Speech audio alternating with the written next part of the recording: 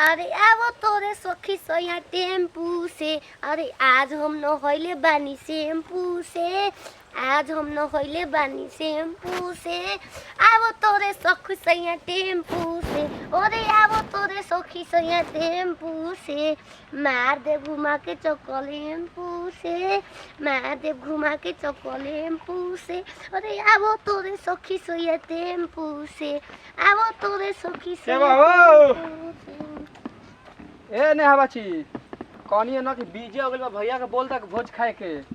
बुझे म गइल। अरे ना हो भोज के बता हमा से। पूरी बुनिया आदमी खाता मतलब बीजे हो गइल बा, चला हमरा घरे पे भैया के भेज दो। हमरा बिना पूरी बुनिया के खाए लागो न।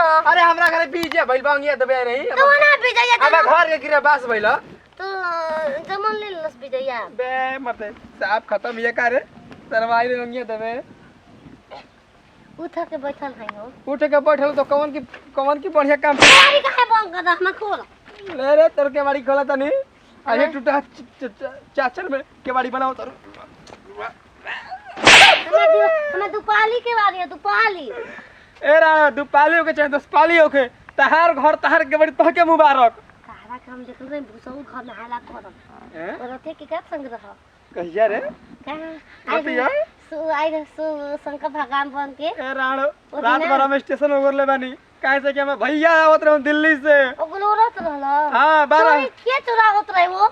हम पीलूस के बहिन है आके स्टेशन चोरा ली। सुन 100 बात के एक बात। हां अब भैया कह दिए आई रहला बैजू घर के अंगिया खाए के बा। आ गया देबे। हां को कह। अरे देखो मुंह से अखर पर होता है। ते हम नाच के जाता रह। तू भाई अंगिया देबे ले बीजे हो गए चल। सर भाई लवंडा बना के रे ऐसे ऐसे का कर रे। कोरिया पेलो बुलाली पो कैसे काय करत बा। ओए तो या तो धोखल बा।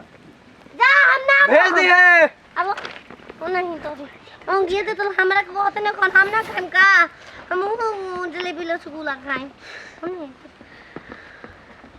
कनी हां हां डबल खींच बा। आ गया जा हमरा घर से। आ दादा खाए तो गोइबे ना कनी हां। ना जा जा बैजू घर से आइल बा ना। ब्लेंजो घर से ना आइलो। आइल ना सा बीजे घर से। तेरे बीजे चालू हो गइल होई। जा बीजे घर से आइलो। ओकरा घर के गिरे बास रहला। दुबरास हां तो ये बतला वो। तो जात रहनी है आलू पटावे जातन तो खाओ के आइ तब जाई ना। फिर पतावे तो ले आजू। हां को के लखले बाल काल मुलई के पतैल त ऊ छिनरी त जौन बो आई रही तौने ना पार्टी। हमहू जाते नहीं बो। अरे पताई भम हमारे या तोरा हमरो हिसाब ही पटा देबो। हम अपन हम पटाए के लुरबा आंख मारम कुल मच मामा देबो हम पटा। रुक रे सुधा हम जाई पटाए पटावे नहीं खे जाए के। मौसी आवतिया है बेरा ना आ तनी के आई त खाना पाना बना के खिया पिया दिया हम तो घरे खा के फिट रहबे बेरा। सांझ के खाना अब हम ना खाई ना आई तब जाई आलू पटावे ध दे तनी भुला गे।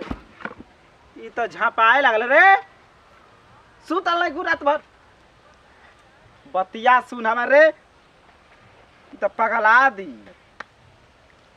बोलो जा तनी भोज खाए ना जाई त खिस गया आइल बारे उहे अंगिया के पुरावे जाता नहीं। बोले हां ना त हमनियो में नाही हस ना तुरंत दे। पाइप के हुआ आई तो 2000 कैसे के पटान करे के बा।